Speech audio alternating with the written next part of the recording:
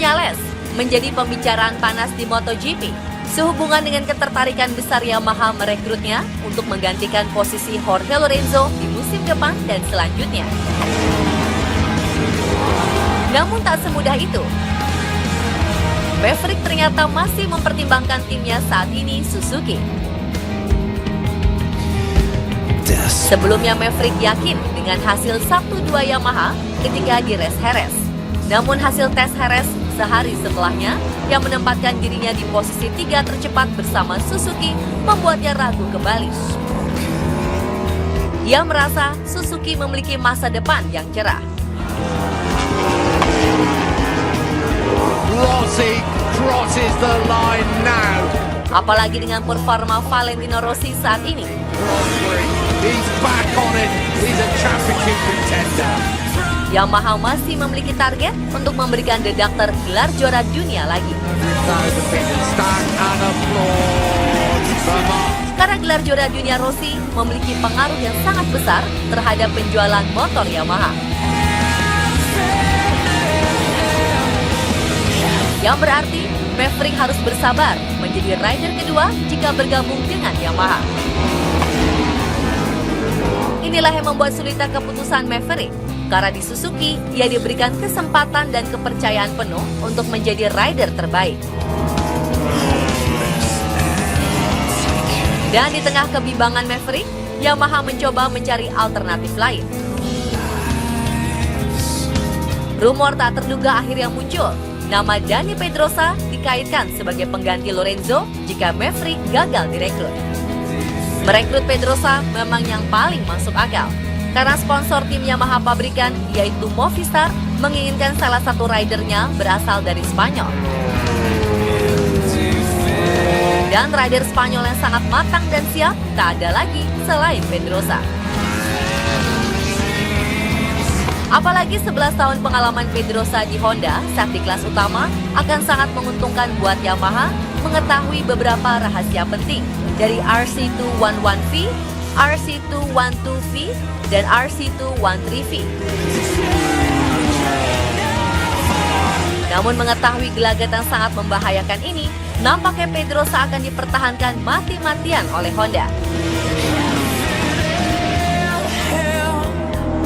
Sementara itu, Valentino Rossi tidak ambil pusing siapa yang akan menjadi rekan setimnya, baik Maverick ataupun Pedrosa, baginya sama saja. In the last days, a lot of rumors about Pedrosa, no? I think that for the second rider, Movistar want a Spanish rider, and I think that Viñales or Pedrosa are the most possible. I don't know the percentual, more one or the other. You have to speak with Yamaha. For me, it's the same. Two very different riders. Pedrosa very strong and very fast. He already demonstrate his great potential, but a little bit older. Viñales, great talent. Already demonstrate, but in MotoGP not a lot of experience, so but a lot younger, so it's a little bit different. But for me, sincerely, no difference. I have a good relationship with Pedrosa and also with Viñales. Sementara itu Ducati juga masih kebingungan dalam menentukan pendamping Lorenzo setelah musim ini berakhir antara Andrea Dovizioso dan Andrea Iannone. Keduanya memang memiliki kelebihan dan kekurangan masing-masing. Prestasinya 11-12.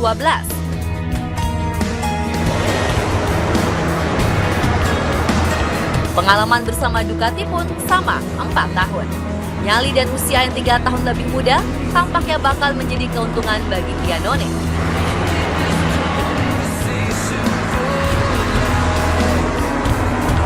Jadi, siapakah yang akhirnya mengisi posisi rider kedua di Ducati dan Yamaha?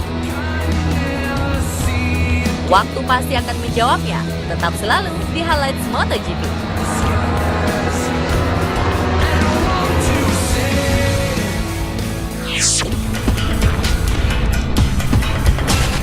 This is the hottest property in Grand Prix motorcycle racing. He's only 21 years old. His name, Maverick Vinales.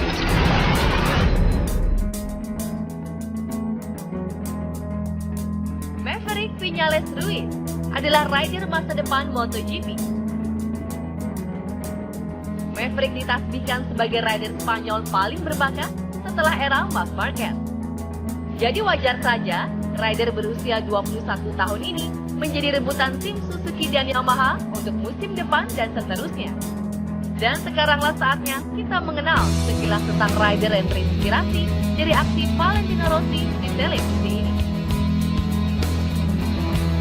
Tampil di kejuaraan dunia 125cc 2011, lalu Moto3 2012, Maverick akhirnya menjadi juara dunia Moto3 di musim 2013 bersama tim Calvo dengan membesut KTM. His personality was really calm and really focused on his work. He was improving every day. Honestly, it's the best approach from a rookie rider in a World Championship I never seen before. Tahun 2014 dia lompat ke Moto2 dan mampu meraih posisi 3.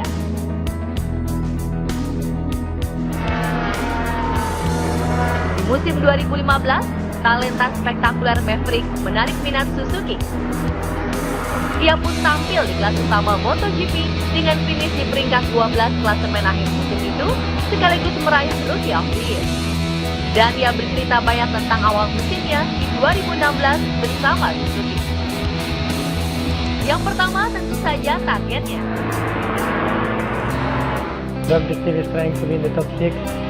In the second race I crashed, but already we were doing our objective. I think even much more better, so I'm happy. I'm happy how the season is started, and for sure we are starting on a good level. Oh, Maverick Vinales loses the front at the first corner.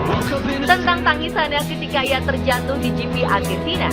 Yeah, for sure I cried because it was all times Moto2 that I'm not there in the front. For one rider like me that been always in the front and on the podium, it's so difficult to make 1 year on the back. And already in the second race I have the chance to go again in the podium, so for sure it was a disappointment for me.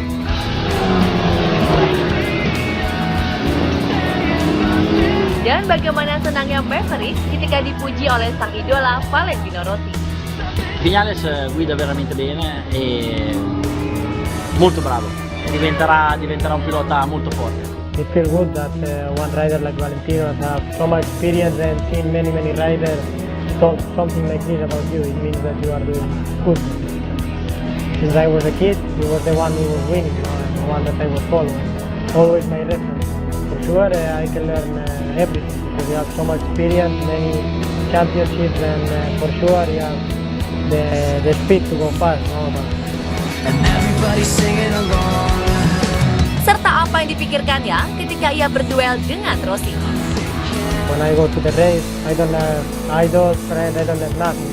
The other riders are like my rivals, and I do my best to beat them. So for sure, in that moment, I was thinking because I was going a little bit more fast, and I was trying to overtake them. Dan terakhir, tentu saja cita-citanya di masa depan. I want to see myself on the number 1 in 2-3 years, but for sure I want it now, but I know now it's impossible because the bike needs to improve, I need to have more experience, but I think in the future can be strong and I can be one of the riders in the championship. Yap, itulah sekelumit kisah tentang Maverick Vinales. Nantikan kabar terhangat selanjutnya mengenai rider kelahiran Vinales ini spesial hanya di Highlights MotoGP Trans 7.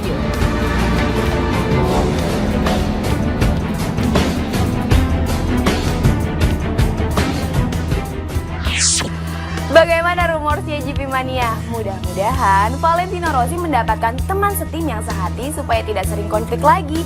Begitu juga dengan Jorge Lorenzo. Oh iya, Dina mau mengucapkan selamat untuk Jorge Lorenzo yang telah merayakan ulang tahunnya yang ke-29 tahun pada 4 Mei lalu. Happy birthday Corvera! Berikutnya, Dina memiliki interview kocak dari seorang riders yang minggu lalu mampir ke Indonesia. Siapa ya kira-kira? Don't go anywhere after the break.